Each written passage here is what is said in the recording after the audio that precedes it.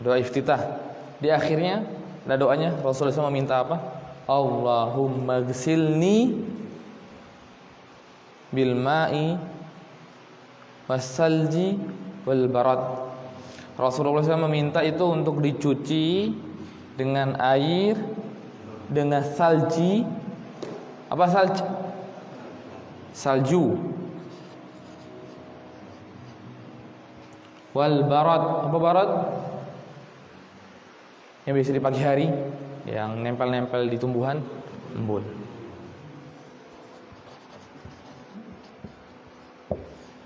Ini udah berapa? 1, 2, 3, 4, 5, 6, 7.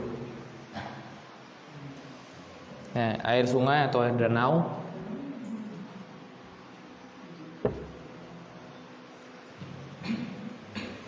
Air sungai atau air danau. Ada lagi selain 7 ini macam air?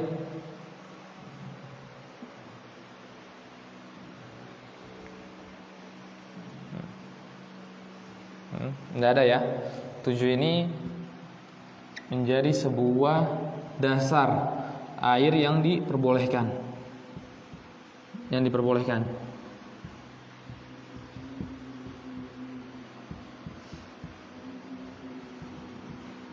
Untuk bersuci.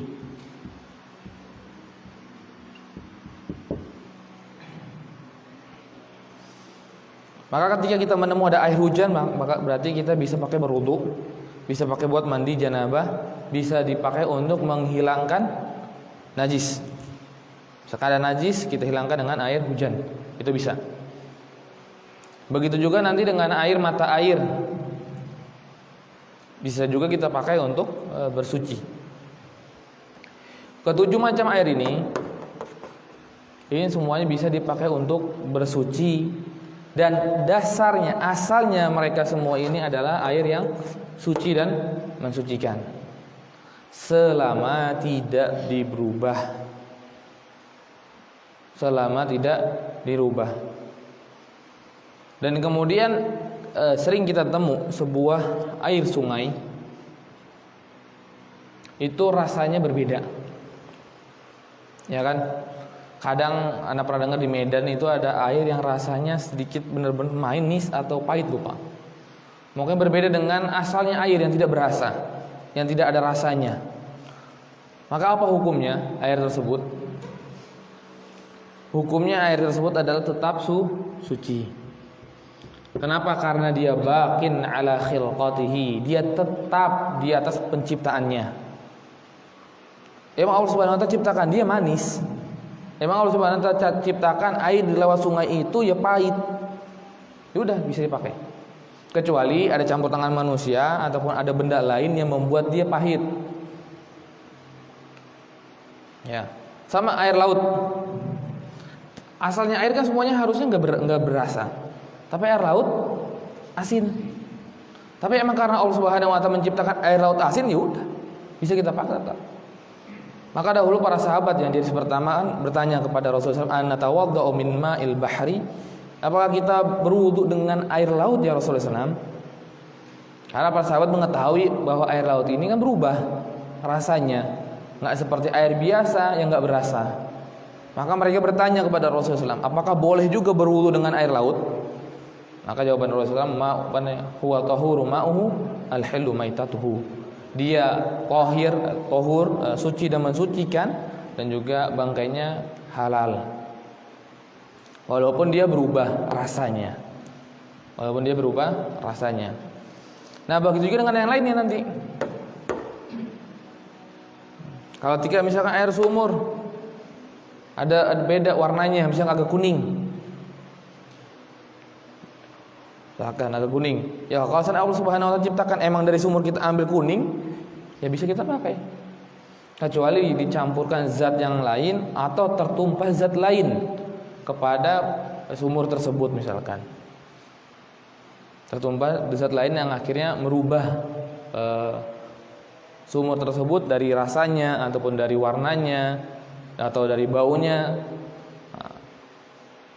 Maka nanti bisa berubah hukumnya yang tadinya awalnya tahur, suci dan mensucikan, bisa berubah menjadi najis, bisa berubah menjadi air yang tahir. Tergantung apa yang terkena, zat apa yang bercampur dengan air sumur tersebut. Insyaallah paham ini ya.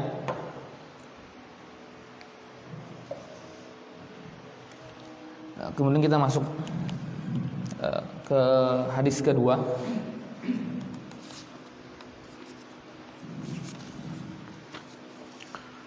Wa an Abi Sa'id al-Khudri radhiyallahu anhu wa qala bi sanadin muttasil ila Imam Ibn Hajar al-Asqalani rahimahullah ta'ala wa an Abi Sa'id al-Khudri radhiyallahu anhu qala Rasulullah sallallahu alaihi wasallam innal ma'a tahurun la yunajjisuhu syai' akhrajahu ats-tsalatsah wa sahahahu Ahmad.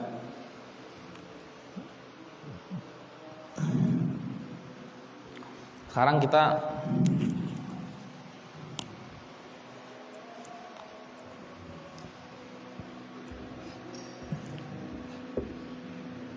innal ma'a tahurun.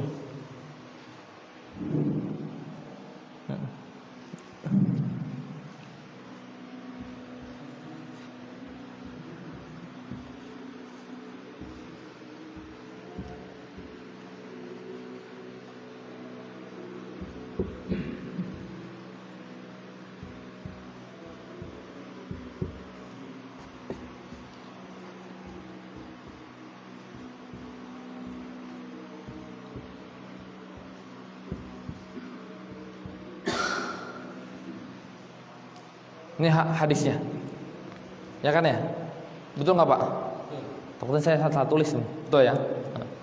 Nah di sini sebelum kita masuk ke hadisnya, di sini kita mendapatkan riwayat ini diriwayatkan oleh Abu Sa'id al-Khudri radhiyallahu anhu, sahabat Nabi Shallallahu Alaihi Wasallam yang sangat mulia, dan beliau adalah seorang ulama minas sahabah. Ketika dikatakan ulama minas sahabah, berarti ini sangat cerdas. Sahabat Nabi sallallahu alaihi wasallam saja sudah cerdas, apalagi dikatakan dia ulamanya. Dia ulamanya, sebagaimana Imam Muslim rahimahullah taala menjuluki Imam Bukhari rahimahullah taala. Ketika beliau belajar kepada Imam Bukhari, maka beliau mendapatkan sebuah ilmu yang sangat daqiq, yang sangat perinci, yang tidak didapatkan dari orang lain. Maka sampai Imam Muslim itu memuji Imam Bukhari, berkata, antal ustad min asatidah. Engkau itu profesor dari para profesor. Jadi dari kalangan profesor, ada profesornya lagi yang mengajarkan profesor-profesor. Nah itu Imam Bukhari. Begini juga dengan sahabat Abu Sa'id al-Khudri. Dia termasuk seperti tadi, termasuk misalkan profesor yang mengajarkan para profesor. Kalau kita ibaratkan para sahabat itu profesor, berarti Abu Sa'idnya profesor yang mengajarkan profesor. Maka beliau sangat cerdas, Abu Sa'id al-Khudri radhiyallahu anhu. Nah, tapi dia lebih terkenal dengan nama kunya. Siapakah nama aslinya Abu Sa'id al-Khudri?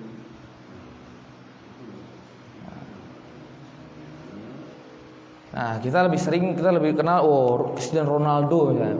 Namanya ini, lahirnya ini ya. Sedangkan ini profesor, kita nggak tahu. Abu Sa'id al-Khudri atau Abu Bakar as-Siddiq. Siapa namanya Abu Bakar as-Siddiq? Mungkin sebelum kita tanya Abu Sa'id, siapa, ada yang tahu nggak siapa namanya Abu Bakar as-Siddiq? Abu Bakar itu adalah sebuah julukan yang diberikan oleh Rasulullah SAW. Apa? Abu Quhafa, kurang tepat. Ada lagi? Namanya adalah Abdullah bin Abi Quhafa. Abu Quhafanya itu adalah bapaknya, bukan Abu Hurairah, bukan Abu Bakar As-Siddiq radhiyallahu anhu. Namanya adalah Abdullah. Kemudian Abu Sa'id al-Khudri, namanya adalah Sa'ad ibni Malik ibni Sinan. Sa'ad ibni Malik ibni Sinan. Harus tahu, kita harus paham, dan kita harus hafal. Sa'ad ibni Malik ibni Sinan.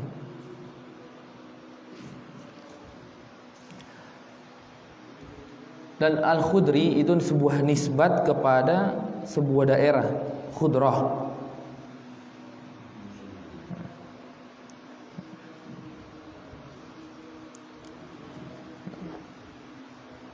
Tapi beliau lebih terkenal dengan namanya kunyahnya Abu Sa'id daripada namanya Sa'ad ibni Malik ibni Sinan.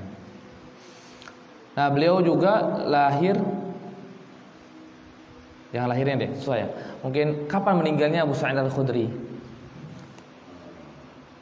Atau kapan matinya meninggalnya Abu Sa'id Al-Khudri radhiyallahu anhu? Di umur berapa? Abu Sa'id termasuk sahabat yang mendapatkan umur yang lebih. Berarti umur lebih dari berapa? 70. Dan usianya Abu Sa'id Al-Khudri itu adalah 86 tahun. Dan berarti meninggalnya di tahun ke-74 Hijriah. Berarti beliau lahir sebelum Nabi Muhammad SAW hijrah ke kota Madinah 12 tahun. Berarti beliau lahir setahun setelah nubuwahnya Rasulullah SAW. Abu Sa'id Al-Khudri. Berarti kita bayangkan Abu Sa'id misalkan anggap di Madinah berarti baru berusia 12 tahun.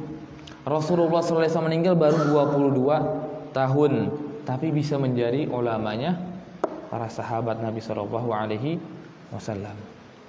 Berarti bagaimana belajarnya Abu Sa'id Al-Khudri begitu besar.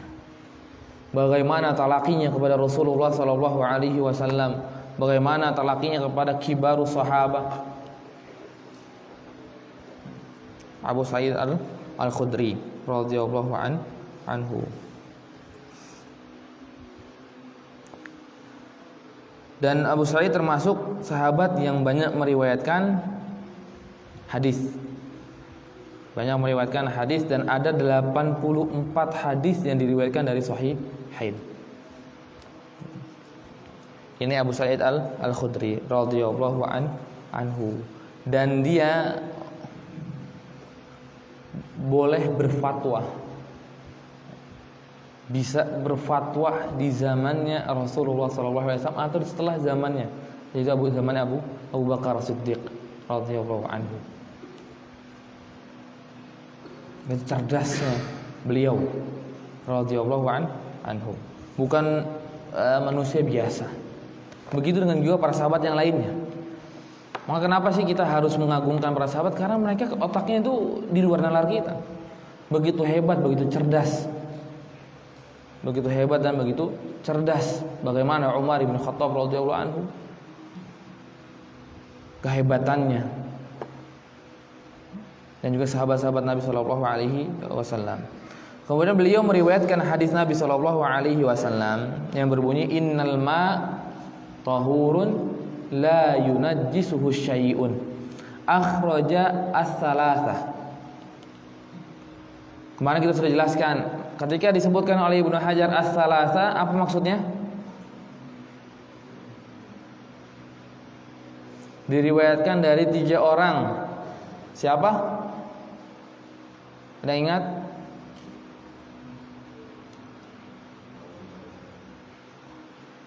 Ketika disebutkan salasa berarti Ibnu Majah tidak termasuk. Ketika Ibnu Majah tidak masuk, siapa aja berarti?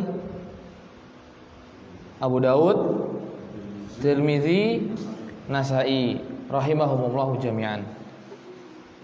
Ingat, ketika disebut arba atau ashabul arba ataupun ashabus sunan, maksudnya 4 imam, yaitu apa? Abu Daud, Tirmizi, Nasa'i dengan Ibnu Majah rahimahumullahu jami'an. Dan wa sahahahu Ahmad, dan disahihkan hadis ini dengan oleh Imam Ahmad bin Hanbal. Ahmad bin Muhammad bin Hanbal sebetulnya namanya. Nama bapaknya itu Muhammad, tapi lebih terkenal langsung dinisbatkan ke kakeknya, Ahmad bin Hanbal. Dan juga disahihkan juga oleh Imam Nasa'i, Imam Baghawi, Imam Nawawi, dan juga oleh Imam Tirmizi rahimahullah taala. Hadis tersebut, innal ma tahurun la yunajjisu syai'. Nah, pertanyaan kita,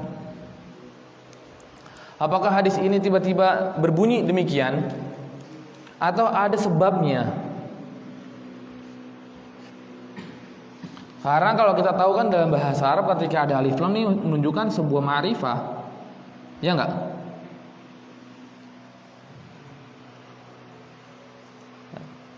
Ketika dalam bahasa Arab ketika ada alif lam di sana berarti menunjukkan ma'rifah. Ma'rifah udah dikenal. Apa itu maknya? Apa itu air? Nah, maka di sini kita lihat dari riwayatnya Abu Dawud rahimahullah taala itu menjelaskan kejadian perkataan Rasulullah sallallahu alaihi wasallam ini. Karena di sana para sahabat Nabi sallallahu alaihi wasallam datang dan bertanya, "Ana tawadda'u min bi'ril buda'ah?" Yang tadi kita bilang, kita akan membahas tentang sumur. Apakah kita boleh berwudu ya Rasulullah sallallahu alaihi wasallam min bi'ril buda'ah, dari sumur Buda'ah, sebuah nama sumur yang ada di kota Madinah. Dan di zaman sekarang beberapa tahun yang lalu, 20-30 tahun yang lalu masih ada sumur tersebut. Tapi kalau sekarang wallahu alam, karena di dekat sumur tersebut ada sebuah tempat belajar.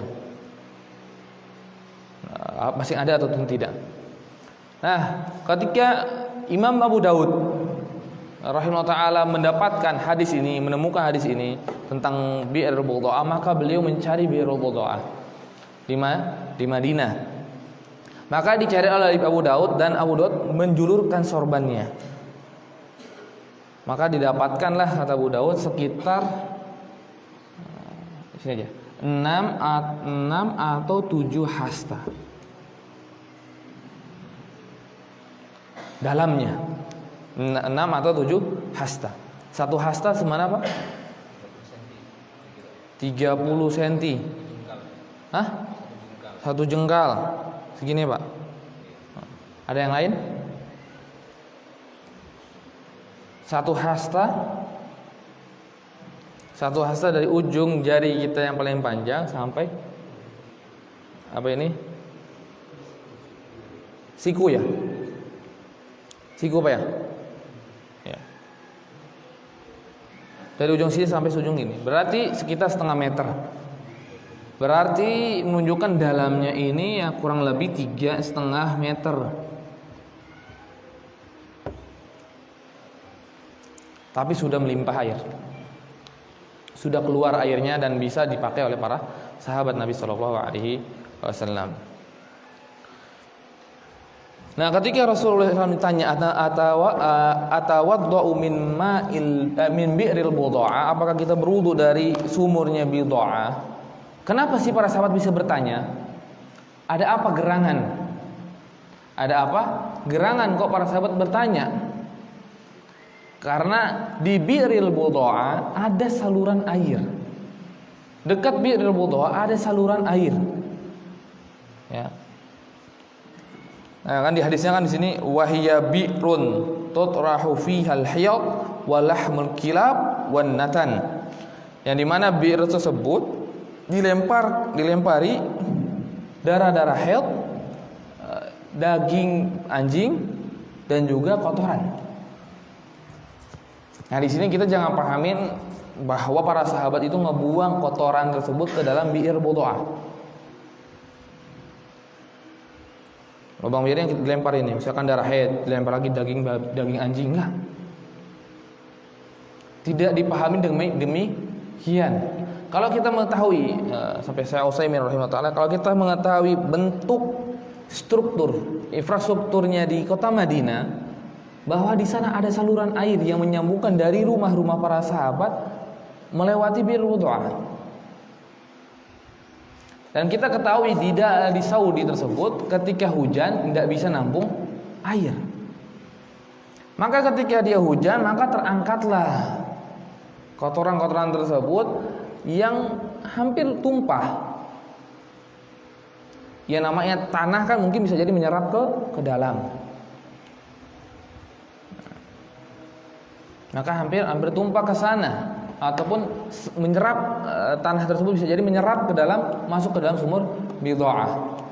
Jadi jangan kita kira ketika kita baca terjemahnya, karena terjemah sering tidak menjelaskan kejadian tersebut dengan benar. Yaitu para sahabat tidak membuang darah-darah haid ke dalam dalam sumur tersebut, tapi dibuang ya di tempat seperti biasa kita, di selokan. Kan dari rumah mengalir air ke selokan. Nah, ketika itu selokan tersebut mengalir dan melewati area sumurnya bid'ah. Dan di sana para sahabat bertanya, bagaimana keadaan bir bid'ah yang dilewati oleh selokan-selokan kita? Kalau seandainya bir bid'ah tersebut dilempari darah haid ke dalamnya langsung, dan juga dilemparkan daging anjing, maka niscaya bir bid'ah akan dikatakan oleh Rasul najis. Dikatakan oleh Rasul najis. Karena pasti akan berubah. Pasti akan berubah karena air sumur tidak seperti air sungai yang jalan. Dia akan tetap di sana. Kecuali kita ambil air tersebut, kita kuras.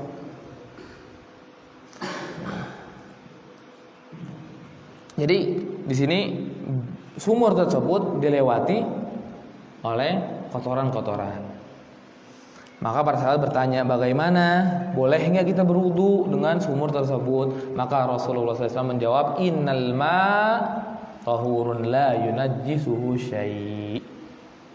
Sesungguhnya air tersebut atau sumur tersebut tidak tahur. Sumur tersebut tahur, suci dan mensucikan. La yunajjisuhu syai', dan tidak bisa dinajiskan dengan apapun. Maksudnya tidak jadi najis ketika terlewat kotoran tersebut yang tidak melewati asal air sumur tersebut. Maka air bid'ah ataupun dipakai umum oleh para sahabat, para ulama setelahnya, maka air sumur bisa dipakai untuk bersuci. Bisa dipakai untuk bersuci. Dan hadis ini dipakai oleh para ulama menjadi hadis yang menjadi asal di dalam hukum air. Asal hukum air, yang air 7 tersebut adalah air tahur, suci dan tidak bisa dinajiskan. Nah, kemudian di sini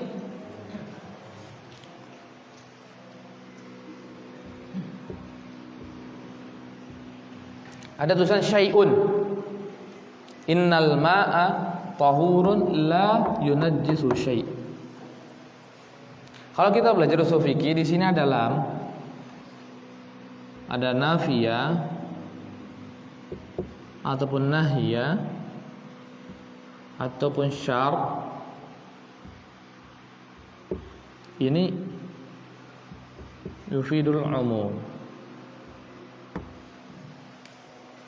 Ketika misalkan ada la nafi ataupun la nahi, ataupun nanti ada syarat, bukan la ya, ada huruf syarat, maka si nakirah setelahnya yang tidak ada alif lam, maka akan mengandung sebuah hukum umum. Ya, sebuah hukum umum. Tapi di dalam hadis ini tidak berlaku. Di dalam hadis ini tidak berlaku. Kenapa tidak berlaku? Karena air tersebut bisa najis. Bisa najis jika ada benda najis yang merubah 3 sifatnya air. Dan itu dengan ijma'nya para ulama, dengan kesepakatannya para ulama. Air akan berubah atau air akan menjadi najis jikalau salah satu dari 3 sifatnya berubah. Sifatnya apa 3 sifatnya?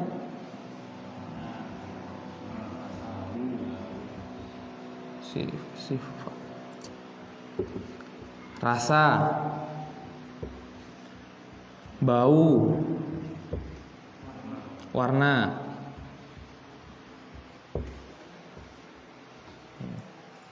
Maksudnya rasa apa tidak berasa? Maksudnya bau tidak berbau. Dan juga maksudnya warnanya bening. Ini asalnya air. Maka ketika salah satu dari ketiga ini berubah dengan benda najis, maka air tersebut akan jadi najis. Maka syai' yang di sini tidak menjadi umum, karena ada qarina, ada tanda dari hadis yang lain yang tidak menjadikan ini umum. Soalnya nanti jadi bahaya kalau ini jadi umum. Berarti semua air bisa kita pakai, mau air najis pun ataupun air yang lainnya itu bisa kita pakai untuk bersuci. Maka syai' di sini tidak terpakai karena ada qarina dari hadis lain yang menjelaskan air itu bisa najis ketika tercampur dengan zat najis. Dan juga kedua, dengan kesepakatannya para ulama, sebuah air najis ketika dia berubah, berubah salah satu dari sifat ini. Tapi yang terkenanya zat najis, ya, yang mengenai sumur tersebut, yang mengenai air yang di bak kita, benda najis, maka air tersebut jadi najis. Jikalau yang terjatuh adalah bendanya thahir, suci, maka air tersebut menjadi suci. Ya mungkin biar gampang, seperti air teh, air yang terjatuh daun-daun teh yang akhirnya berubah menjadi merah, maka air tersebut enggak najis, tapi airnya thahir.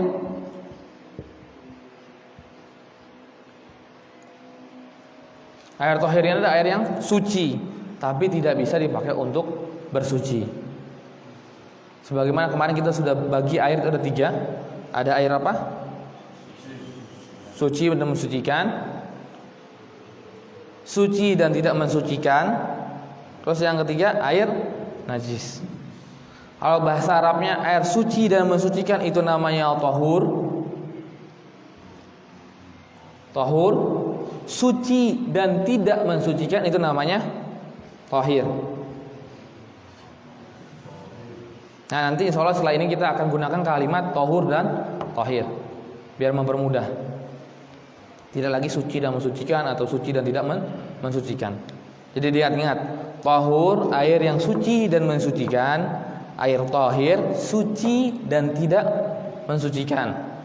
Maka konsekuensinya dari air yang suci dan tidak mensucikan atau air tahir itu adalah tidak bisa kita pakai untuk bersuci. Bersuci dari apa? Wudu, dari mandi ataupun menghilangkan najis. Gak bisa kita pakai, oh saya mau sholat nih, oh ada air susu, saya pakai wudu pakai air susu aja. Enggak sah wudunya, dan kemudian sholatnya juga tidak sah karena tidak sah wudunya. Misalkan dia junub, oh adanya cuma air teh, maka dia mandi dengan air teh, maka pun sama, tidak sah mandinya, tidak hilang junubnya, dan tidak sah juga sholatnya kalau dia pakai untuk sholat setelah itu. Dan juga begitu juga dengan menghilangkan najis. Jika ada sebuah misalnya meja sini tertumpah pipisnya manusia, itu najis. Misalnya ada anak kecil datang naik ke sini kemudian pipis, maka daerah sini jadi najis. Wah cuma adanya air teh nih bekas ustadz nih, saya borin aja lah. Kita tuang, kita tumpahkan di tempat air pipis tersebut, kemudian kita ambil tisu, kita lap. Suci tidak? Suci tidak? Tidak. Kenapa? Karena air yang digunakan adalah air tahir. Air yang digunakan untuk menghilangkan najis tersebut adalah air tahir, air yang suci. Maka tidak hilang najisnya. Maka tetap meja ini najis. Meja yang tertumpah najis, maka kita harus sucikan dengan air 7 model air yang ada. 7 model air tersebut ini disebut juga oleh para ulama adalah air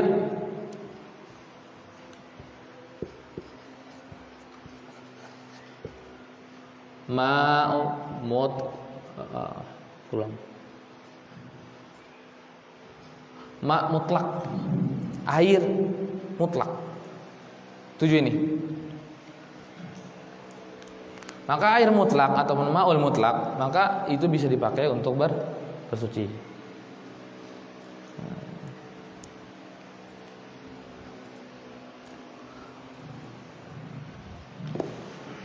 Kemudian ketika kita memperhatikan para ulama,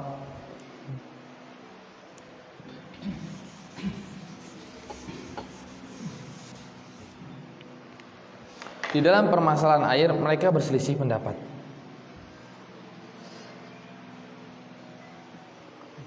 Di dalam permasalahan air seperti ini, air yang suci, ya, sumuran suci, tapi terjatuh benda najis.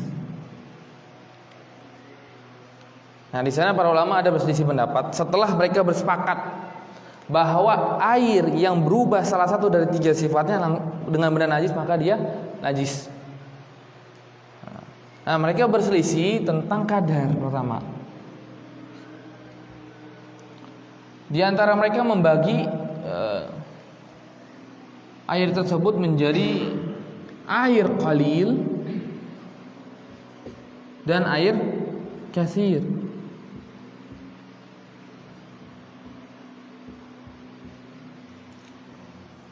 Air yang sedikit dan air yang banyak. Seperti apa pendapatnya Abu Hanifah dan pendapat Imam Syafi'i rahimahumullah, dan juga imam-imam yang lainnya. Dibagi menjadi qalil dan katsir. Maka berbeda hukumnya. Jikalau air tersebut ini adalah sumur, airnya banyak,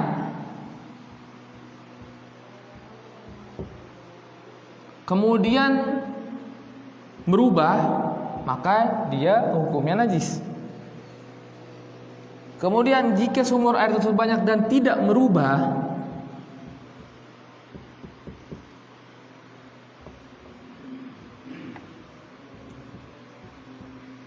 tiga sifat,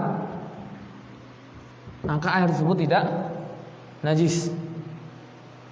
Nah, mereka berbeda dengan pendapat ulama yang lainnya ketika di masalah air yang sedikit.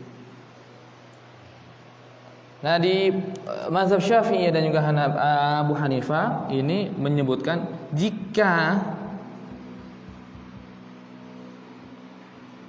air tersebut terjatuh benda najis, maka hukumnya apa? Hukumnya najis. Maka langsung dihukumi oleh ulama Syafi'i dan juga ulama Ahnaf, air tersebut adalah najis. Jikalau ada air seember kemudian tertumpah beberapa tetesan air pipis, maka air tersebut jadi najis.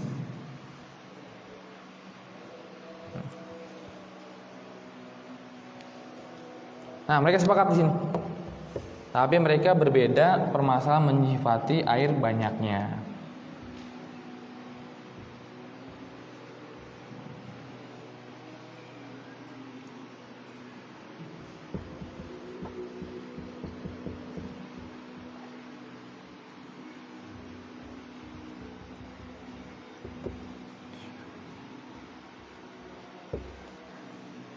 Mereka berbeda di dalam menyifati air banyak. Air banyak itu yang mana? Seberapa? Nah, kalau Imam Syafi'i dan juga ulama di mazhab Syafi'i itu berpendapat kalau sudah 2 kullah. Kalau sudah 2 kullah, maka dia lewat 2 kullah ataupun lewat, maka dia sudah termasuk air yang banyak. Maka ketika air tersebut air yang banyak, maka dia bisa najis kalau baru berubah. Kalau berubah salah satu dari 3 sifatnya baru najis. Tapi kalau di bawah 2 kullah dengan mujarad jatuh najis ke air tersebut, maka air tersebut jadi najis. Dan Hanafiyah itu berpendapat, biar mudah ya, maksudnya kalau itu sepanjang. Air yang banyak itu seperti sebuah di kolam, yang ketika satu ditepok maka tidak bergerak di ujung yang lainnya. Misalkan ada kolam besar, anggaplah besar segini. Kemudian ketika kita pukul di sini, yang di sini tidak bergerak. Nah, itu air banyak menurut Abu Hanifah. Air yang banyak menurut Abu Hanifah. Kenapa? Karena Abu Hanifah memandang riwayat yang dua qullah ini adalah hadis yang dhaif. Hadis yang dhaif. Gimana? Bisa masuk atau pusing?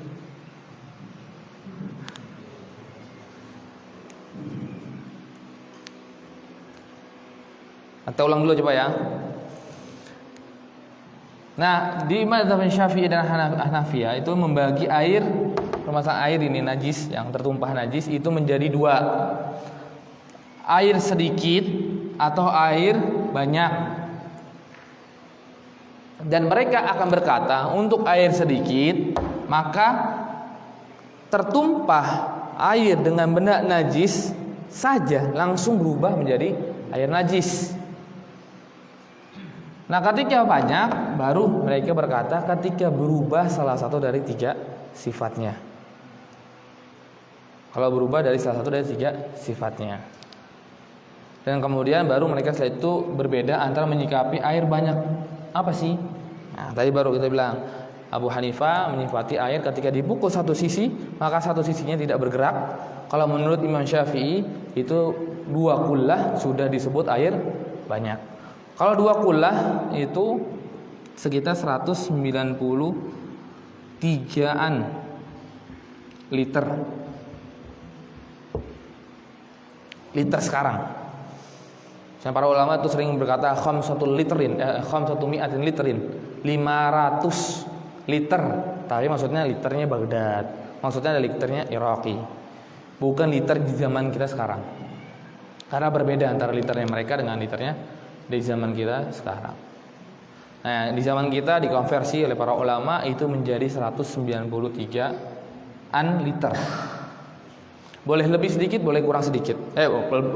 Boleh kurang sedikit, lebih sedikit ya berarti sudah masuk ke dua qullah. Ini menurut yang pertama. Karena kenapa mereka bisa berbeda dengan yang kedua? Karena mereka memaknai hadis ini dengan hadis idza balagha ma'u qullataini lam yahmilul khabas. Jikalau ada air yang sudah mencapai dua qullah, maka air tersebut tidak bisa jadi najis. Berarti mafhumul mukhalafah dari hadis tersebut, kalau air tersebut di bawah dua qullah, sekedar jatuh dia jadi najis. Sekedar dia jatuh jadi najis. Dan juga dengan hadis-hadis yang lain seperti jilatannya anjing kepada bejana. Nah, dan juga hadis kencingnya badui yang di pinggir masjid. Dan juga hadis-hadis yang lainnya. Nah, kalau yang kedua ini lebih gampang. Mereka tidak membagi dengan bagian air banyak atau air sedikit. Tapi mereka membagi tentang permasalahan taghayyur. Berubah enggak? Mau air sedikit, mau air banyak sama hukumnya. Berubah atau tidak? Jikalau air tersebut sedikit tertumpah air pipis misalkan, dan tidak merubah salah satu dari tiga sifatnya, maka air tersebut tetap tahur.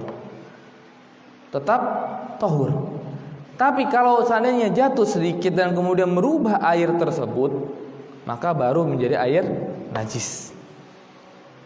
Berubah menjadi air najis. Paham nih Pak yang kedua ya? Dan ini yang paling gampang dan juga ini yang paling mendekatkan kebenaran, walaupun dua-duanya sama. Dua-duanya berdalil dengan sama. Dengan hadis yang sama. Jadi para ulama itu melihat hadis yang sama, terkadang outputnya berbeda. Seperti ini. Para ulama melihat hadis yang sama, hadis innama atahurun la yunajjisu syai' dengan idza kana al-ma'u qullataini lam yahmilu khabas. Ataupun idza walagha qalbu fi ina'i ahadikum falyagsilhu sab'an. Falyurikhu thumma yaksilhu sab'an. Atau hadis-hadis yang lainnya yang menjelaskan tentang air. Tapi mereka bisa berbeda karena beda pemahaman di dalam hadis-hadis tersebut. Beda pemahaman di dalam hadis-hadis tersebut. Kemudian di sini disebutkan sebuah penjelasan yang sangat baik, yaitu bagi pendapat yang pertama Imam Syafi'i dan Imam Abu Hanifah berpendapat demikian itu karena menggabung antara beberapa hadis. Ya, menggabung dengan beberapa hadis yang tadi hadis ini innal ma'a tahurun la yunajjisu syai' dengan hadis yang lain idza walagha qalbu fil ina ataupun dengan hadis idza kana ma'u qullataini. Berarti menunjukkan hadis ini untuk air yang banyak. Ini untuk air yang banyak.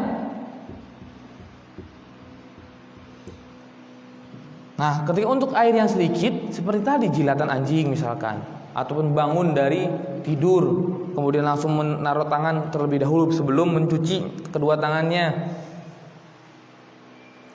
ataupun tadi pipisnya Arabi itu air sedikit maka berubah menjadi najis ketika tercampur dengan najis. Dan hadis yang ini bukan untuk air yang sedikit, air yang banyak. Dilihat karena sumur Budoa yang tadi 3,5 meter dalamnya air tersebut, airnya 3,5 meter, maka sudah sampailah 2 kullah lebih.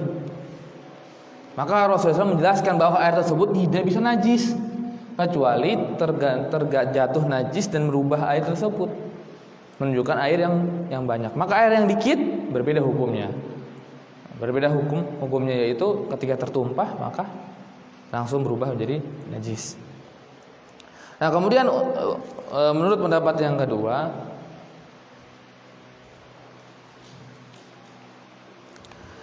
karena hadis yang tadi disebutkan idza walagha ya, dan juga hadis bangunnya dari tidur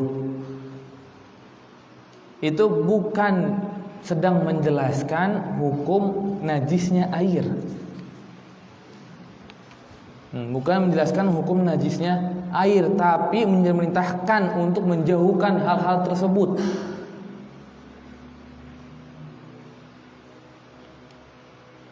Ketika ada anjing menjilat air di bejana kita, maka diperintahkan dibuang airnya, ta'abudi saja. Tidak ada sebuah sebab. Udah, emang kita buang itu ya karena ini hitungan ibadah kita kepada Allah Subhanahu wa taala. Kemudian air pipisnya Arabi disuruh siram 1 ember, 2 ember, itu karena perintahnya Rasulullah SAW. Dan di sana Rasul tidak menjelaskan bahwa air dikit ataupun banyak. Maka mereka berpendapat karena hadis-hadis tersebut itu tidak menjelaskan hukum air najis, maka tidak jatuh kepada pembagian seperti pembagian Imam Syafi'i dan juga Imam Abu Hanifah. Berarti air tersebut mau sedikit mau banyak bisa berubah menjadi najis kalau berubah salah satu dari 3 sifatnya. Salah satu dari 3 sifatnya. Nah, sebelumnya ini bisa dipahami atau terlalu detail atau bagaimana nih Pak?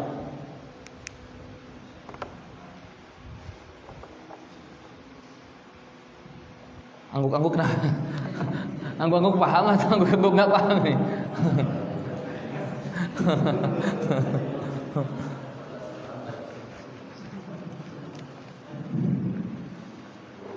Kalau seandainya terlalu detail, berarti di pertemuan yang selanjutnya kita kurangi.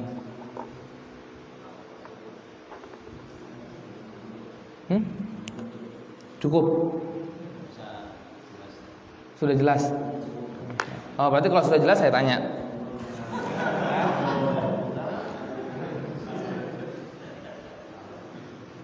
Nah, jika ada sebuah air, misalkan kita di sana ambil air salju, sebelum kita masuk. Air salju itu bisa dipakai kalau gimana Pak? Kalau sudah cair kan ya, masa salju-saljunya kita pakai nggak mungkin gitu ya, terbeku malah. Nah ketika cair dia misalkan, kemudian setelah cair tertimpa ataupun terjatuh pipisnya anak kita.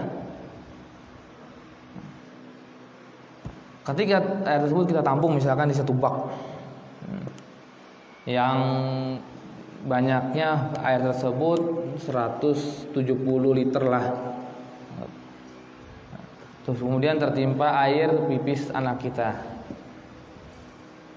Itu bagaimana hukumnya Pak? Najis. Najis menurut Imam Syafi'i. Gak najis menurut, oh nggak saya sebutin, lupa ya sama imamnya. Menurut Imam Malik dan juga sebagian perkataan Imam Ahmad bin Hanbal. Karena Imam Ahmad bin Hanbal ini ada dua pendapat di dalam permasalahan ini. Ada yang pendapatnya sama dengan Imam Syafi'i, ada yang pendapatnya sama dengan yang kedua. Dan juga mazhabnya Zahiriyah, itu Imam Ibnu Hazm dan temannya Daud Az-Zahiri. Berarti najis bagi pendapat, kenapa bisa najis Pak? Kan 170 kan banyak banget itu. Kurang dari 20, emang 20-nya berapa? 193. Atau biar mudah juga, kalau kita bingung nih ngitung liternya gimana, kita hitung sisinya. Ini persegi panjang ya.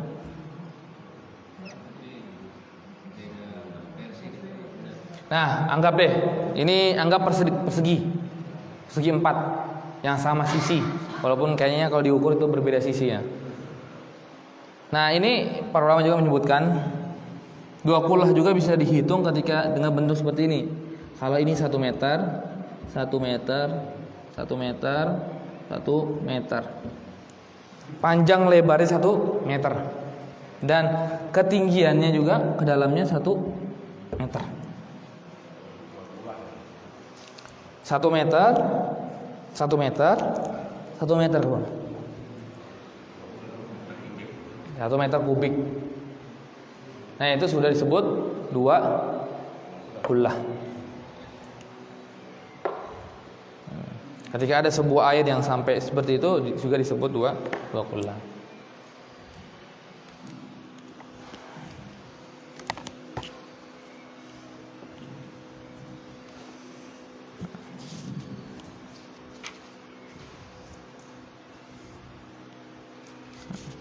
Udah paham Pak ya?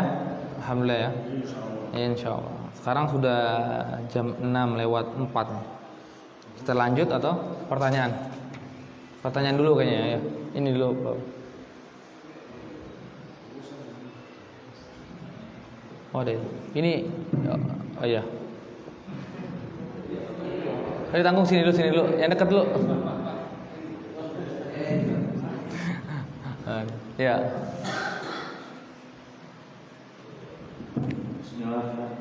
Ya, waalaikumsalam. Najis antara bayi laki-laki dan perempuan. Terkait dengan kalau bayi laki-laki terkena najis itu hanya membutuhkan air untuk mencucikan. Terus terkait dengan perempuan juga, dia kalau baju dengan kencing dibersihkan keseluruhan. Yang laki-laki hanya dibersihkan. Yang maksudnya apakah itu memang seperti itu, apakah harus semuanya begini? Ya. Tentang air, pakaian ataupun benda yang lainnya tertumpah air pipisnya anak bayi laki-laki ataupun perempuan. Maka di sana Rasulullah SAW pernah bersabda, "Iza kana baulul gulam birrash dengan mencipratkan saja. Ketika air kencingnya wanita harus dicuci. Kenapa di sana kenapa syariat itu menjelaskan demikian, membedakan antara air pipis laki-laki dan air pipisnya wanita? Yang bayi yang belum sampai 2 tahun dan belum memakan apapun kecuali air ASI. Jadi ada 2 syaratnya. Syaratnya itu adalah air bayi tersebut masih minumnya ASI saja. Yang kedua, dia belum lebih dari 2 tahun. Kenapa? Karena di zaman tersebut anak laki-laki lebih sering digendong, lebih sering dimainkan, misalnya digendong sama ibunya, sama bapaknya, sama pamannya, sama kakeknya, daripada anak perempuan. Anak perempuan biasanya dibiarkan karena mereka cepat lebih dewasa daripada anak laki-laki. Maka di sana syariat datang untuk mempermudah hal tersebut, memberikan rukhsah. Karena anak laki-laki lebih sering disentuh, maka datanglah sebuah keringanan dari Allah Subhanahu wa taala bahwa boleh untuk air pipisnya laki-laki yang bayi yang belum makan apapun dan belum lebih dari 2 tahun hanya dicipratkan saja. Tapi kalau air pipisnya wanita, anak bayi wanita, maka dia hukumnya sama. Hukumnya sama maksudnya dicuci keseluruhannya. Maaf, bukan keseluruhannya. Tempat yang terkena najis. Jikalau meja ini misalnya terkena tempat najis cuma sini, maka ini yang wajib dicuci. Ini yang wajib dicuci. Yang ini nggak wajib. Yang dari sini. Tapi kalau mau sekalian dicuci ya nggak masalah. Kan kita lagi berkatanya tentang wajibnya. Mana yang wajib? Wajibnya itu daerah yang terkena najis. Daerah yang terkena najis. Maka misalkan tertumpah di sini air pipis, nggak perlu kita ganti bajunya. Kita tinggal cuci aja air ini. Misalkan sampai sini lah. Kita cuci, kita ambil, kita buka, kemudian kita ambil air, kita cuci misalkan. Cuma selengan saja. Itu nggak apa-apa. Kemudian dipakai lagi, maka pakaiannya sudah menjadi suci. Kalau sudah suci ya, sudah hilang benda najisnya yang terkena baju kita.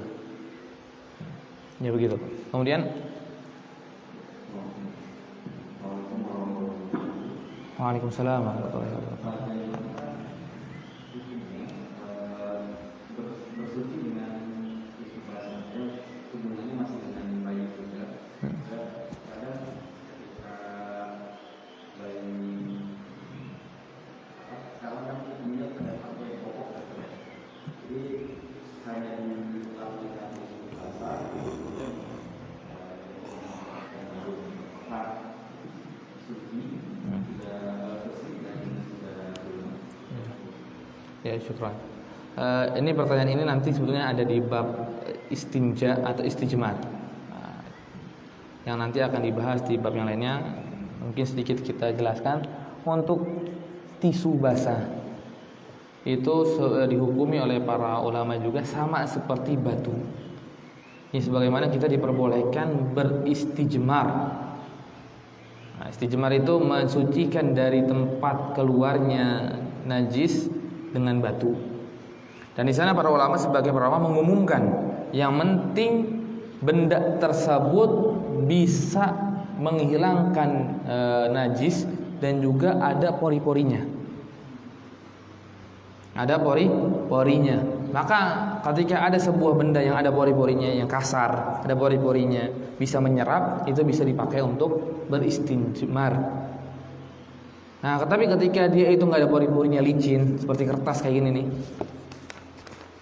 maka nggak bisa dipakai untuk istijmar.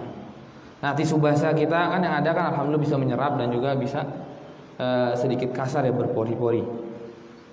Maka itu juga bisa dipakai ketika anak tersebut telah pipis ya. Tapi perlu diketahui ketika pipisnya istijmar itu boleh dipakai jika airnya saja keluar di tempatnya. Tapi kalau sudah menyebar ya, maka tidak bisa dipakai istijmar. Nggak bisa kita gunakan batu tersebut. Tidak bisa kita gunakan alat yang semisal dengan batu. Misalkan lubang keluarnya kotoran di sini. Nah, ini yang 8 ya. Di sini. Kalau sudah melebar ke kanan, ke kiri, ke bawah, ke atas, maka tidak bisa lagi dipakai istismar. Maka kita perhatikan bayi kita bagaimana sudah nyebar belum.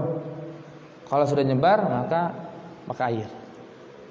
Kalau belum nyebar ya kita bisa kita pakai hal tersebut. Ya kalau kita mau pakai tisu tersebut ya nggak apa-apa, kita cuma ngilangin saja, tapi belum suci, belum suci.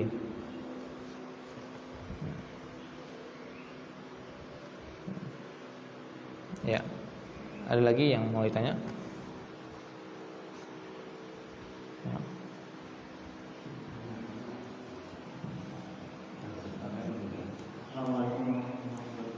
Waalaikumsalam warahmatullahi wabarakatuh.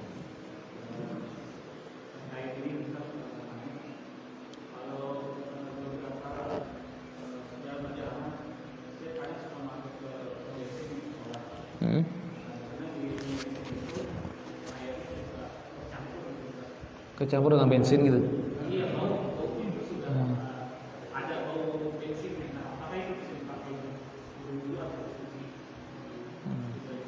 Iya, aja. Tercampur dengan bensin bahaya juga nih Pak ya. Ntar bisa meledak lagi nanti ketika ada api. Air yang di pom bensin yang terkadang terkena baunya bensin. Nah itu hukumnya seperti hukum air sumur tersebut. Kan bensin tersebut nggak ditumpahkan kepada air, mata air yang ada, tapi dia ditaruh di tangkinya. Ya kan? Ya kalau misalnya qadarullah ada menyerap gitu. Sebagaimana air sumur tersebut yang bisa menyerap benda najis. Yang tadi apa, daging anjing, darah haid itu najis semua kan, dan kotoran itu najis. Ada kemungkinan menyerap, maka Rasul menanya, para sahabat menanya, bagaimana, boleh enggak? Jawaban Rasulullah itu boleh, selama dia tidak ditumpahkan di dalam air. Dan pun kalau ditumpahkan di dalam air, kita lihat bensin tersebut najis atau enggak. Bensin najis enggak Pak? Hah? Bensin najis. Yang lainnya? Enggak. Najis Pak? Enggak. Tidak. Oh, berarti Pak nggak boleh beli bensin Pak ya? Oh, enggak. Kalau benda najis itu nggak boleh dibeli. Nah, berarti nggak boleh beli bensin Pak. Nah. Jadi begitu. Setiap benda najis nggak boleh dibeli. Tidak diperbolehkan dibeli karena ada najis. Bagaimana kita bisa gunakan benda tersebut kalau dia itu benda najis? Maka kalau seandainya bensin kita katakan najis, berarti kita nggak boleh beli bensin. Gunakan buat motor. Begitu juga di dalam mazhab Syafi'i itu nggak boleh kita beli pupuk kandang. Nggak boleh. Pupuk kandang dari kotoran hewan. Karena Imam Syafi'i tidak membagi kotoran hewan menjadi dua bagian. Karena Imam Syafi'i mengatakan bahwa setiap kotoran hewan itu najis. Berbeda dengan Imam Ahmad bin Hambal yang membagi jadi dua bagian. Kotoran hewan yang dagingnya boleh dimakan berbeda hukumnya dengan hewan yang tidak boleh dimakan. Kotoran hewan yang boleh dimakan maka hukumnya kotoran tersebut thahir. Nah, ketika hewan yang tidak boleh dimakan maka hukumnya najis. Maka kita boleh baru ketika itu, kalau kita ikut berpendapat Imam Ahmad, boleh beli pupuk kandang. Tapi kalau kita bermazhab Syafi'i dan berkata demikian nggak boleh, berarti kita nggak boleh beli pupuk kandang. Karena pupuk kandang adalah zat yang najis. Kotoran menurut Imam Syafi'i, kotoran hewan semuanya najis. Yang kita tidak boleh untuk membeli hal yang najis. Jadi kembali Pak ya, kalau seandainya bensin najis nggak boleh beli ya. Oh gitu. Berarti tohir ya. Ya ada lagi yang ingin tanyakan?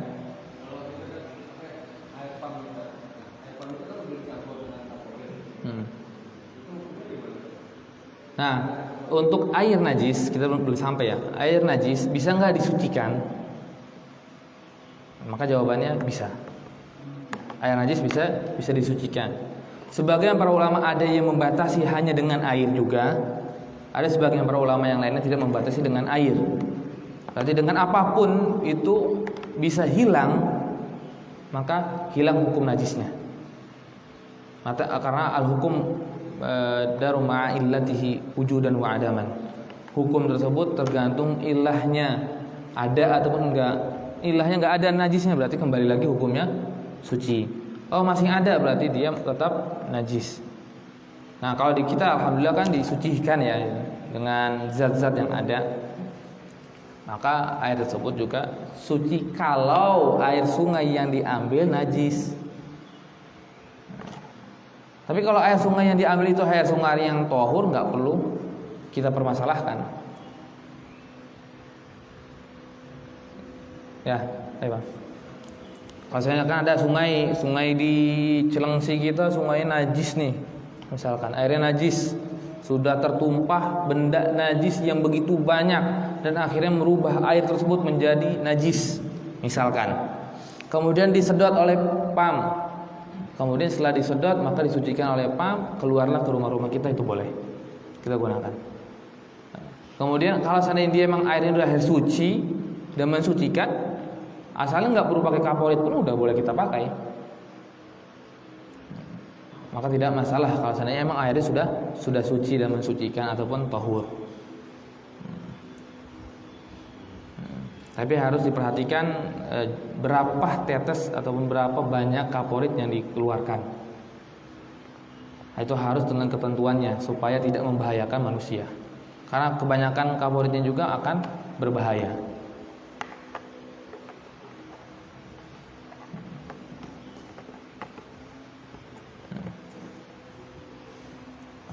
Ada lagi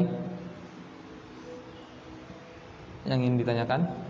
Jika tidak ada, kita akhiri pertemuan kita kali ini. Sebelum kita tutup, ingin bertanya lagi, insya Allah bisa diikuti ya kajian kita. Insya Allah berarti ya seperti inilah kurang lebih, nanti kita akan lanjutkan pembahasan. Ini ada tanya ini Ustaz. Oh iya. Izin tanya ini dari pemirsa namanya Reza Fadila. Iya. Kalau sisa-sisa limbah rumah tangga organik dijadiin pupuk, najis kan? Iya, syukuran. Sisa-sisa organik berarti kayak sayuran dan yang lainnya. Apakah sayuran najis? Enggak. Nah. Dari asalnya harus. Iya, kembali ke asalnya dulu. Karena sayuran tidak ada ya sayuran najis kecuali tertumpah kotoran gitu ya. Tapi kita cuci juga jadi kembali lagi.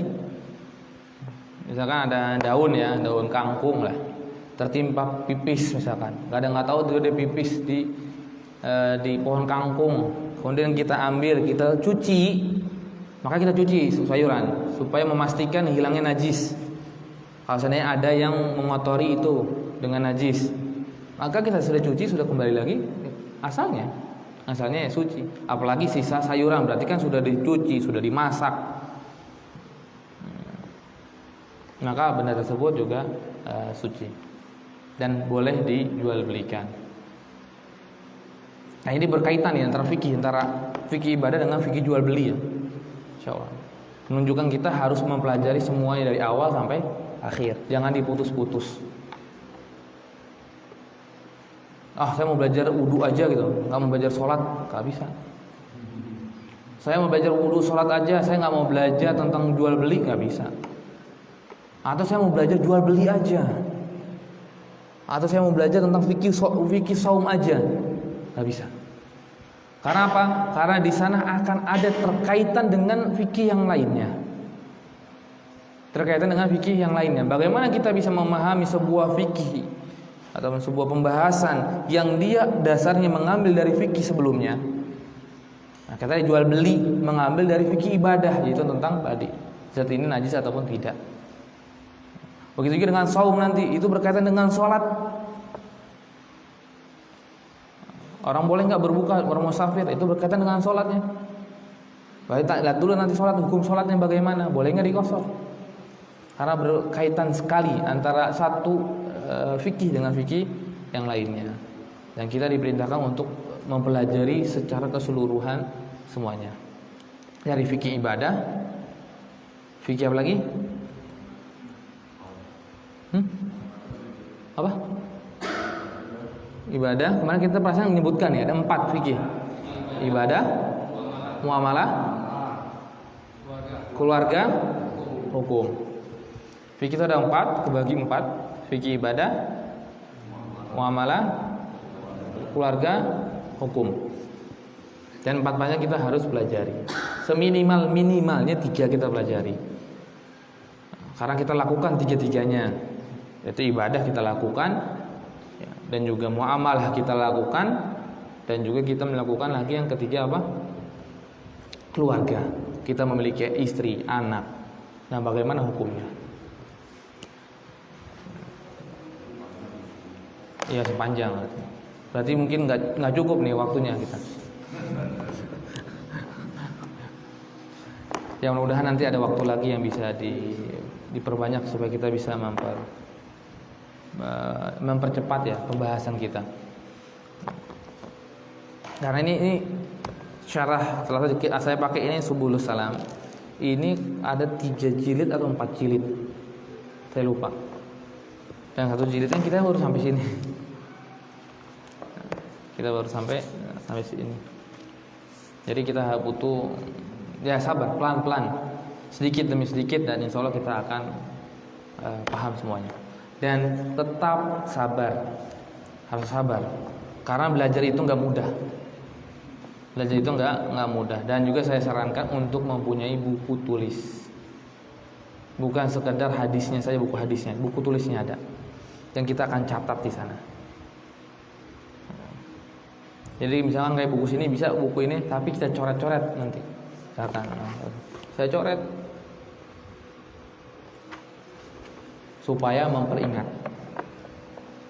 Nah, terkadang kalau seandainya buku yang terjemahan itu kayak gitu biasanya terlalu penuh, samping kiri kanannya nggak ada lebih ya. Kalau sini nggak ada nih, jadi kita bisa coret di sini. Coret-coret di sini. Ya kalau nggak gitu ya mungkin kita bisa gunakan sebagian kertas atau kita pindahkan di buku tulis mencatat, karena sangat penting. Karena ini ilmu kita yang kita pelajari bisa jadi 2 minggu lagi jauh jaraknya, 2 minggu lagi kita bisa jadi lupa. Maka butuh buku tulis ya supaya kita oh ini ya kemarin ya. Nanti kalau ketika ditanya bisa jawab. Dan ketika terjadi di sebuah kehidupan kita, oh ini hukumnya begini loh, kemarin saya telah belajar.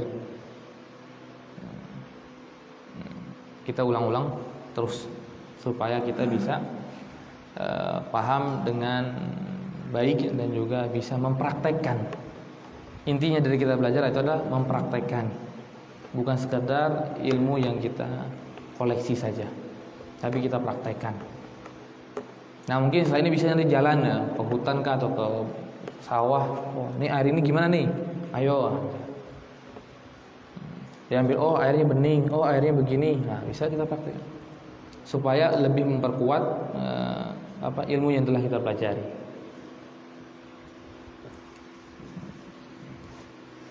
Ya mungkin ini mudah-mudahan bermanfaat. Jika tidak ada lagi pertanyaan, tidak lagi Pak ya? Yang dari sana nggak ada lagi ya? Nggak ada ya? Syukran, barakallahu fikum. Assalamualaikum warahmatullahi wabarakatuh.